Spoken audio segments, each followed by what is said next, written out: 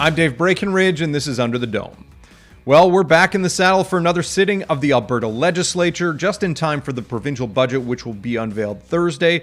Today on the show, we're going to talk about what people can expect from the budget, what might also be coming from the government this sitting, and we're going to touch on the NDP leadership race, which has been underway for a couple of weeks now. I'm pleased to have with us today my two legislature colleagues. I have Lisa Johnson, I have Matthew Black. Thanks very much for taking the time this morning to speak with me. We are heading into a legislative session. We are expecting to see Danielle Smith's first budget since she was elected premier last spring. I know there's been a lot of talk about what people can expect in it. Will she follow through on a tax cut promise that she made during the election? Will we see a deficit? Will we see increased spending or decreased spending? The premier kind of teed up some of that last week with a pre-taped televised address that aired on Global.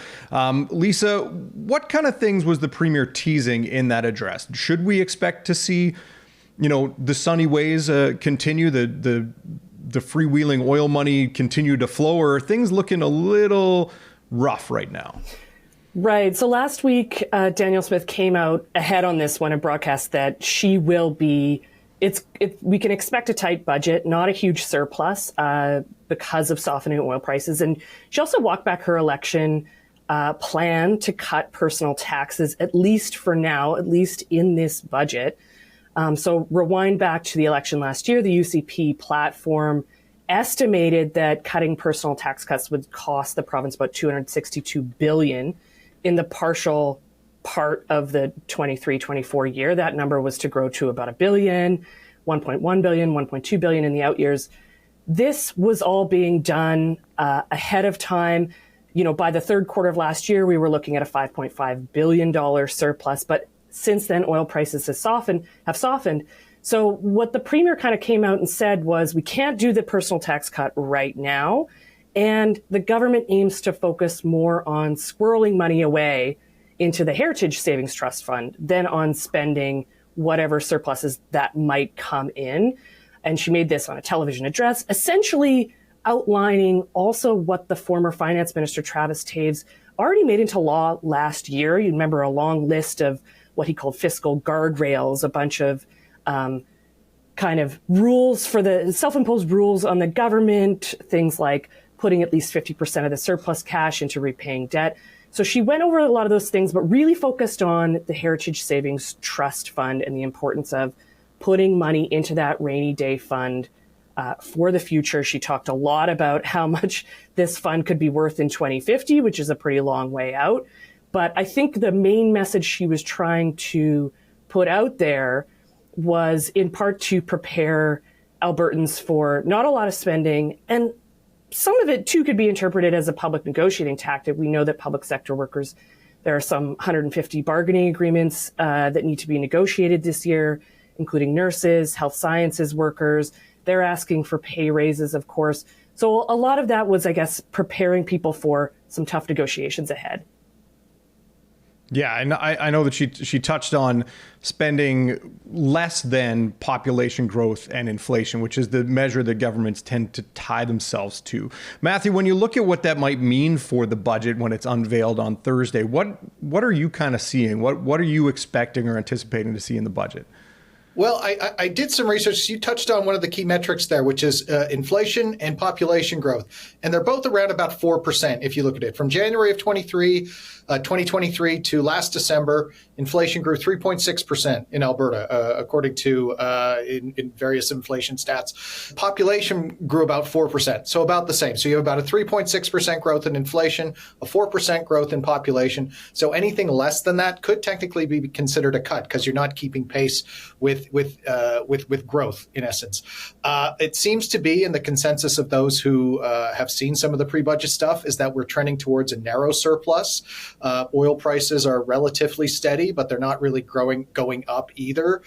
Last year in the budget and for the last fiscal update, we had budgeted at $79 US for a barrel of WTI. It's currently just a hair under 77. So not a huge difference, but those can even still amount to hundreds of millions of dollars, even that $2 difference difference, although who knows how that will play out over the weeks and months ahead. Some other things to watch for beyond the obvious surplus, deficit, and debt kind of stats is we should also find out how much the transition away from Dynalife cost in the coming weeks. This was something the government promised 6 months ago, 2 fiscal updates ago, said it wasn't ready yet. We asked them again in late November, wasn't ready yet. So hopefully should be ready now, and we'll know how much it costs to go back to Alberta Precision Labs.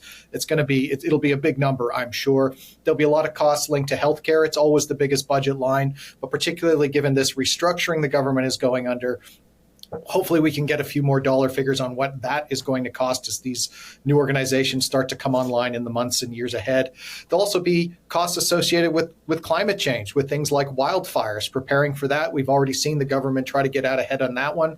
And also with drought, warnings very early this year that this is going to be an issue that we'll need to pay attention to. That likely will require a significant government outlay. So having to reckon with that uncomfortable issue will also be something we might see between the lines in the budget. Mm-hmm.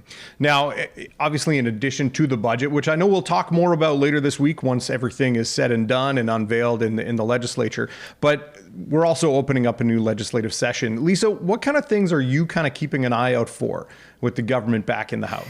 Yeah, so we know from actually the Premier spoke on a party PR video recently and suggested that we're looking at about 12 bills that could be introduced this session. We don't know exactly all the details at this point. We'll be hearing from the UCP House leader soon about some of the things that they're going to be focusing on. The Premier has said that they want to focus on healthcare and affordability. Those are two big messages they'll be putting across. But some of the things I will be looking at and looking for this session are legislation, perhaps the Compassionate Care Act. This is something that the UCP has promised for a long time, which would basically mandate addiction treatment for adults. This is something that is fairly controversial, but they've taken a lot of time. They didn't introduce it in the fall, so it could come this spring. We could also see changes to Alberta's Bill of Rights that the Premier has teased. We've heard a lot of chatter lately about opening up municipal elections to political parties, putting a political party on the ballot in your city or your town election. This is something that a lot of public feedback suggests is very unpopular, but the Premier has recently signaled that this is something that she wants to move forward with. Some other things like, auto insurance reform to try to address really high auto insurance prices.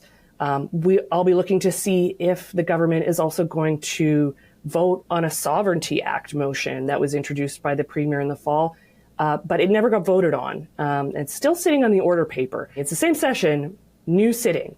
So we won't see a throne speech. We are still basically working off of the same order paper that we had left over at the end of the year last year.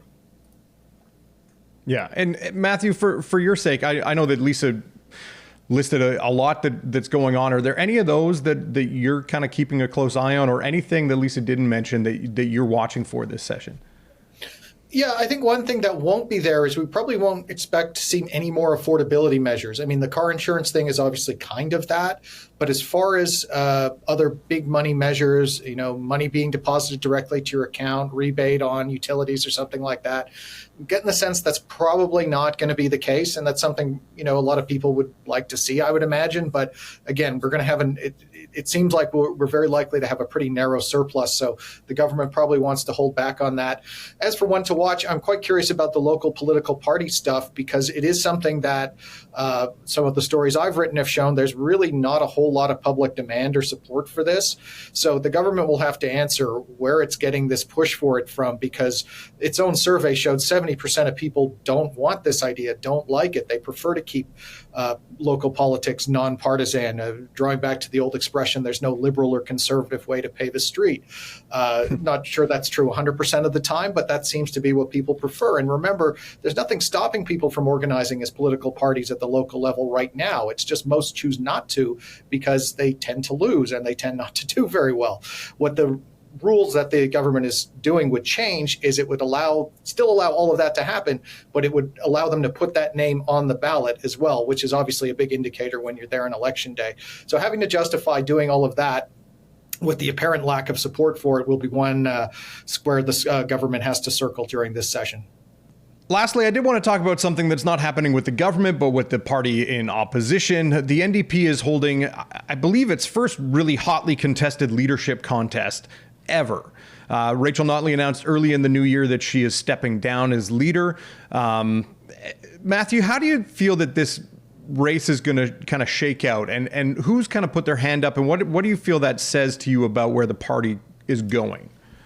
Well, right now we have 4, technically 5 candidates, though one of them have dropped out. We have Sarah Hoffman, a party veteran, former health minister, been involved with the party since university. Her key policies she has stressed early on are health, climate, and housing.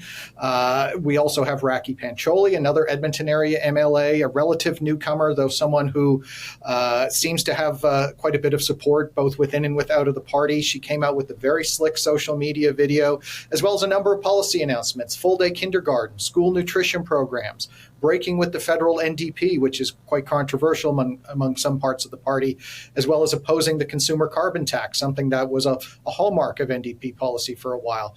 There's also Kathleen Ganley, the former justice minister. She's a longtime MLA from Calgary, which is useful because that's where the party is looking to make inroads. She's also stressed the economy from the start, trying to take the Bill Clinton approach. It's the economy, stupid, trying to do that. It also has she also has some policy thoughts on a minimum wage hike, a tax cut focused on low-income Albertans. And just over the weekend, we had Jody Callahoo-Stonehouse, who just announced over the weekend she's stressing the environment and particularly the water crisis in her early campaign material for the rookie MLA. There's also the Edmonton MLA, David Shepherd, who has filed his papers but then promptly dropped out. We're all, of course, waiting as well for the potential entry of former Calgary Mayor Naheed Nenshi, whether or not he'll choose to join the race at this time. But he's only got about 2 weeks or so to do that, so he'll have to make his mind up pretty soon. I spoke to the 3 of those candidates I mentioned a minute ago before the election, and they all had their different talking points, but the things that they all stressed were that the need for the party to come together after this election and rally behind whoever the new leader is, and the need for the new leader to have a winnability about them, someone who can beat the UCP and Daniel Smith in the next election whenever that comes. But something to remember with all this, and when we see all these social media videos and all of these public policy announcements, the candidates aren't trying to win a general election here, right? They're trying to either convince current members of the NDP or more likely sell memberships to new NDP members to get them to vote for them. And so those are kind of different things. And your video that you put out or your Facebook ad or whatever, it might get X number of thousands of views, but if those aren't NDP party members, those aren't the right kind of views, or people who would consider joining the NDP, I should say. Those aren't the right kind of views, and so it wouldn't matter. And so a lot of this will happen kind of quietly on doorsteps, at gatherings, at conventions where people kind of tap each other on the shoulder and knock on each other's door and get to find out what people are believing in and how they can manifest that support for their particular candidate. So it's a little bit different than a general campaign, and something we should be careful to keep in mind when we see all of these stats and policies come out is that you're trying to convince people to get or buy memberships. You're not trying to win a general election. So the strategy is a bit different. Mm-hmm. Lisa, from your perspective, you've been following the legislature for a little over 4 years now, covering the NDP while they've been in opposition after their term in government. Do you see the race shaking out as kind of a battle between very like-minded individuals within one tent, or people trying to really differentiate themselves and maybe play to the base, but also trying to play to more middle-of-the-road voters who worry that the NDP might be too far to the left to consider voting for them in the next election in 2027? Yeah, I mean, that's the question heading into this leadership race, right? Who's going to try to grow the tent? Who's going to step outside of the comfortable political spectrum space that the NDP has been in under Rachel Notley?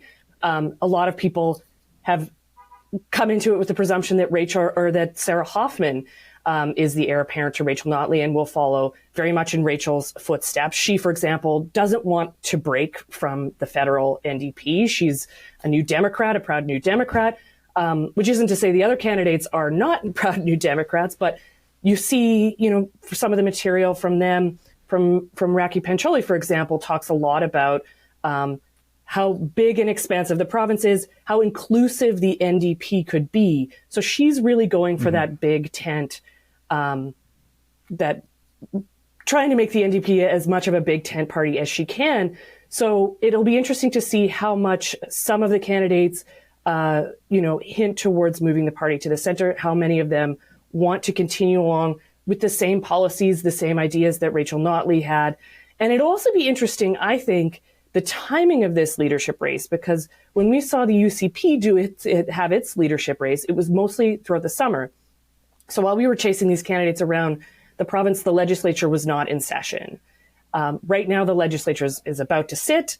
And so we've got a few months of that while these candidates, these leadership candidates, many of whom were prominent critics in the party, it'll be interesting to see what role they play in the legislature in question period, if they're going to be spending most of their time, trying to sell memberships, having local events, crisscrossing the province to build up their support before that vote in June. Mm-hmm. Well, I know it's something that many Albertans will be watching, but perhaps not as closely as they'll be watching what's going on under the dome in the legislature. Lisa and Matthew, thanks very much for your time. Thanks, Dave. That's it for this episode of Under the Dome. Don't forget you can find all past episodes at edmontonjournal.com/underthedome, or you can hit that subscribe button on YouTube. I'm Dave Breckenridge. We'll see you next time.